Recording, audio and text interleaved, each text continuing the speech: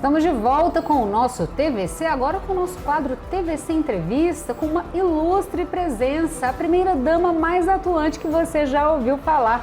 Seja muito bem-vinda, Mayara. Muito obrigada, gostaria de cumprimentar toda a TV Cultura, você, Rafaela, e todos que estão nos acompanhando aqui na TV Cultura, e agradecer por esse espaço. É um poder de fala, e é um poder de poder me apresentar um pouquinho mais para a população, também é muito gratificante. Eu agradeço Nós que agradecemos, Mayara Noronha Rocha, primeira-dama do Distrito Federal, e eu já começo, primeira-dama, com uma pergunta sobre a sua temporada na Secretaria de Desenvolvimento Social, falando especificamente sobre o cartão Prato Cheio.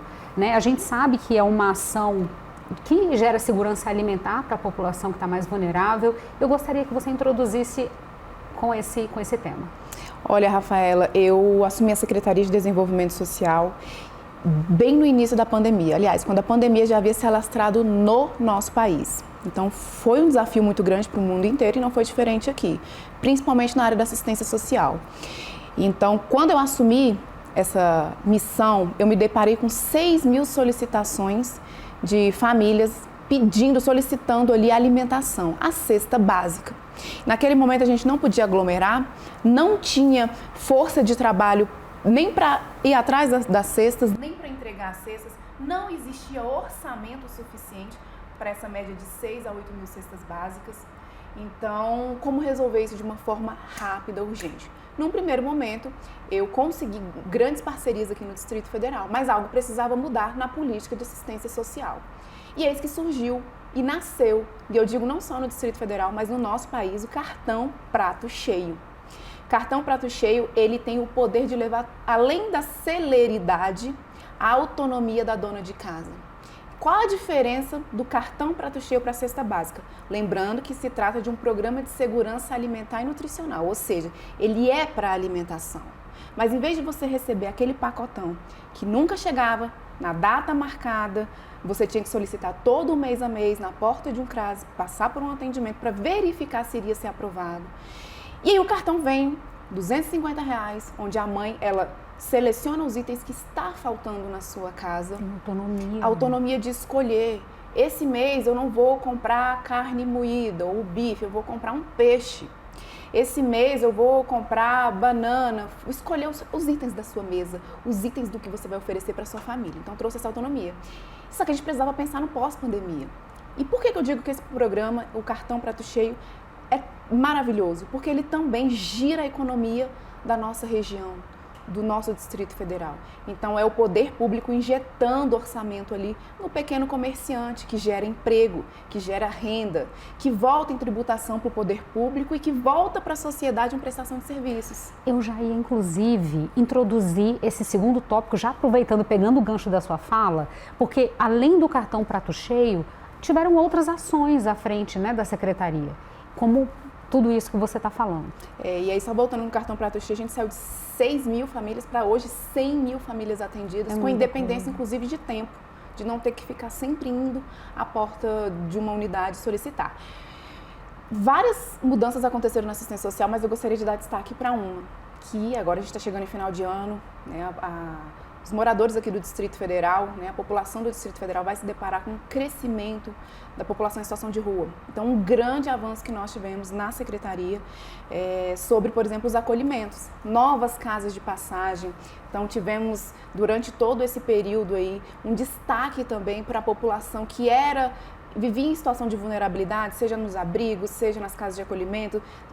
Pessoas essas que, por exemplo, passaram por um atendimento socioassistencial e que conseguiram virar a chave, que hoje já não dependem mais de uma política de assistência social. Então, eu tenho muito orgulho de falar sobre a política de acolhimento que nós conseguimos alavancar aqui no Distrito Federal. Fora isso, nós tivemos o cartão gás e tantas outras transformações. Mas quando a gente fala de uma preocupação que eu sei que é de todos nós, independentemente do poder aquisitivo, é o de quem está ali na rua. Inclusive, é bastante importante você tocar nesse tópico, porque, como você bem falou, as pessoas não estão preparadas, os governos geralmente não estão preparados para esse tipo de incidência, o aumento da população de rua, mais vulnerável, que precisa de toda essa assistência. Eu te pergunto, qual seria a atitude que um cidadão comum deveria tomar numa situação dessa? Esse é um tema talvez o mais difícil de ser abordado, porque todo mundo tende a jogar a responsabilidade para alguém. Né? E na maioria das vezes ao poder público. Sim.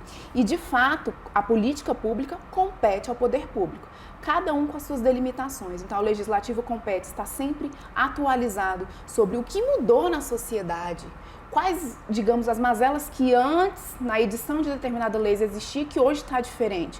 O legislativo ele é muito importante nessa participação. O executivo de realmente investir em políticas públicas que atendam essa população. E o judiciário de estar atento a quais são as determinações judiciais que realmente valem. E a sociedade, como encarar uma população em situação de rua. Quando de nós já acompanhamos em um telejornal, por exemplo, e vimos ali população em situação de rua, na porta do nosso prédio, na porta da nossa casa, no comércio que a gente frequenta, a gente pensa assim, poxa, por que o poder público não vem aqui retirar essa pessoa? É verdade. Qual o telefone das sedes? Olha, eu tenho aqui uma família que eu gostaria que retirasse, porque está atrapalhando, está ameaçando. Como se as pessoas elas fossem um serviço delivery. Eu vou ligar para o poder público e vou retirar essa família. Verdade. E isso não acontece. Não acontece porque a legislação proíbe, não se trata de uma política nacional e o judiciário também não permite. São pessoas com direito de ir e vir e transitar. E aí existem várias discussões sobre até onde vai o direito de um quando começa o direito de outro ou atrapalha o direito do outro. A verdade é que você que se depara com uma população em situação de rua, uma família, e você quer ajudar ou você quer que se juntar a uma corrente de ações, trata-se primeiramente de você acionar realmente a assistência social para que uma equipe de abordagem vá conversar com aquela pessoa para que ela queira sair daquela situação.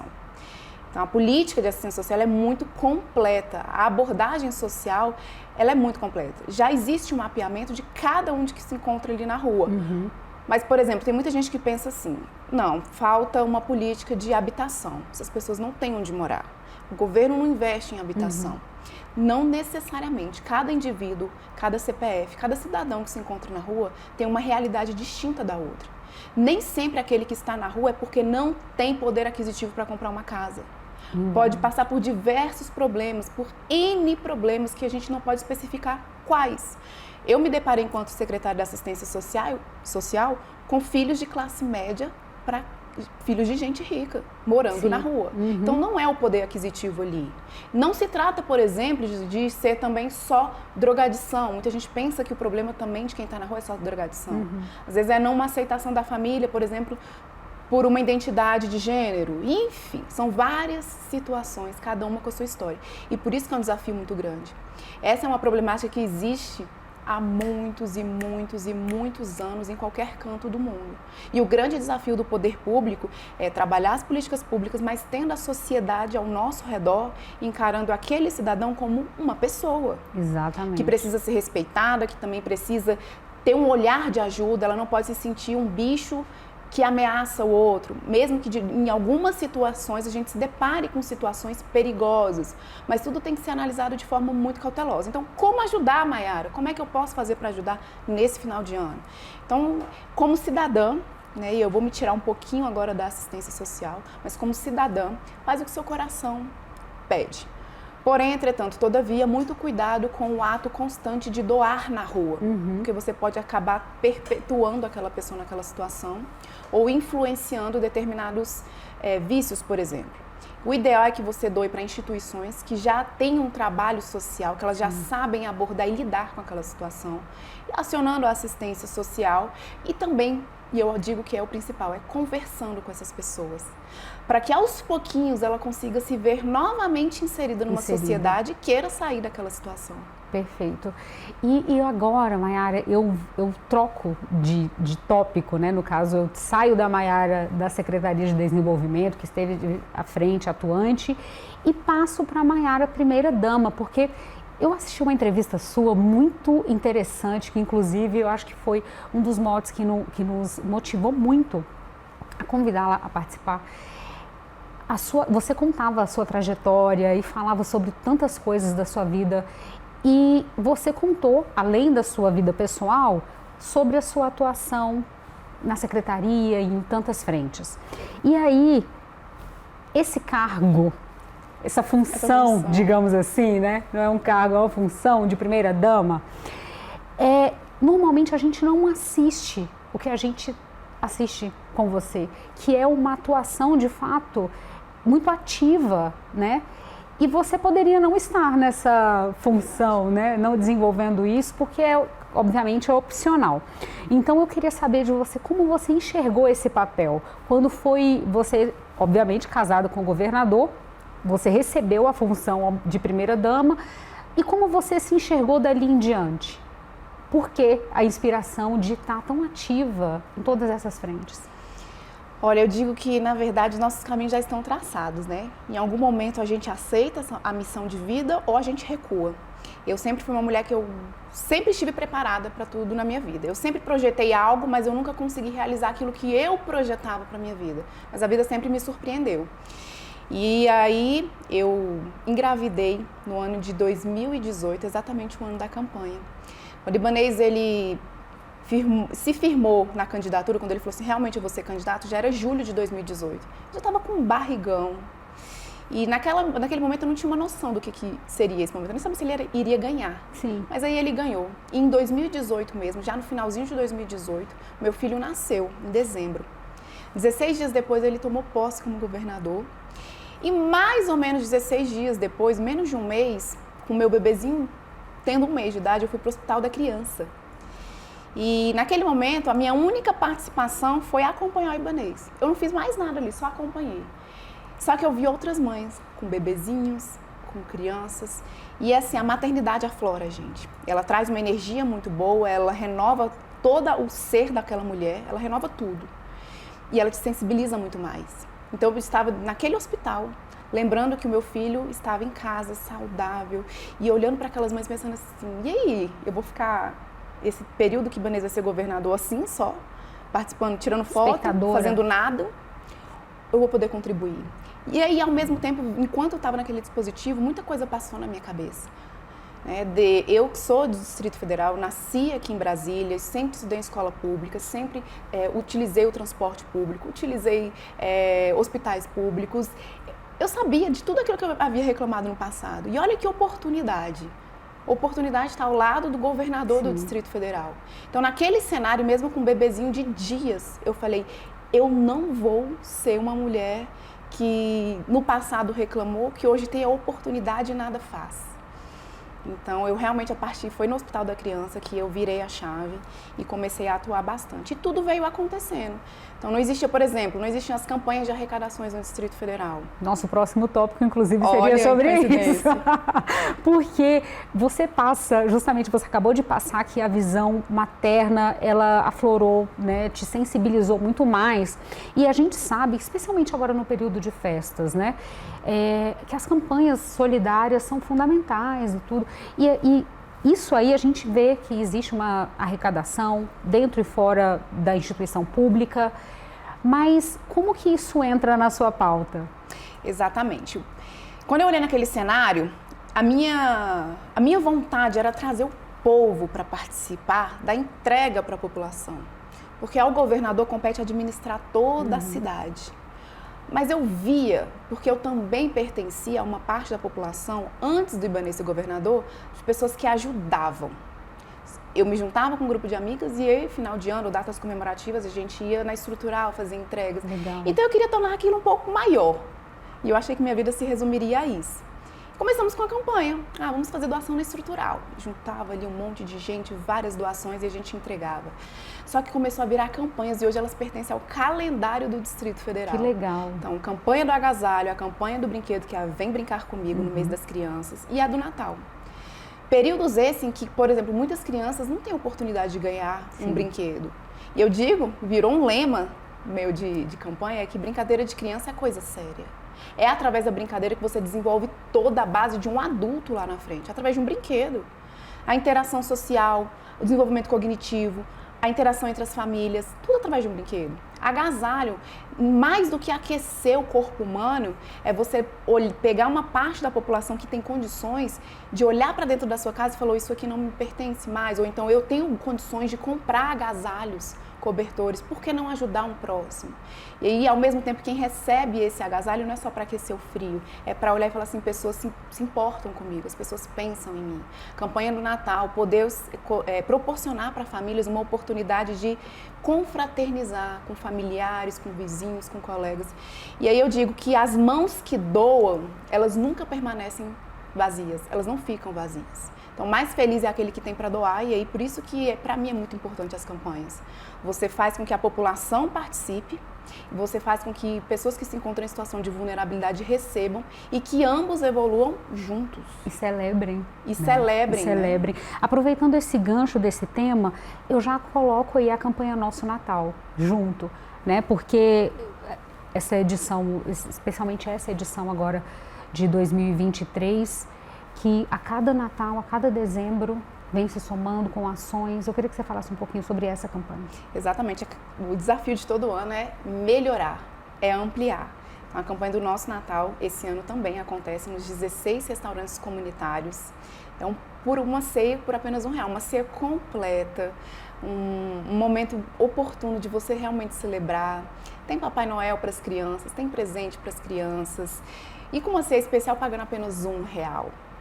Então, durante 3 anos nós fizemos isso e nos restaurantes comunitários, 2 anos nos restaurantes comunitários, fizemos em abrigos também aqui no Distrito Federal. Tivemos a pandemia nesse meio caminho, né, onde não podia aglomerar, mas todas as nossas edições tiveram muito êxito.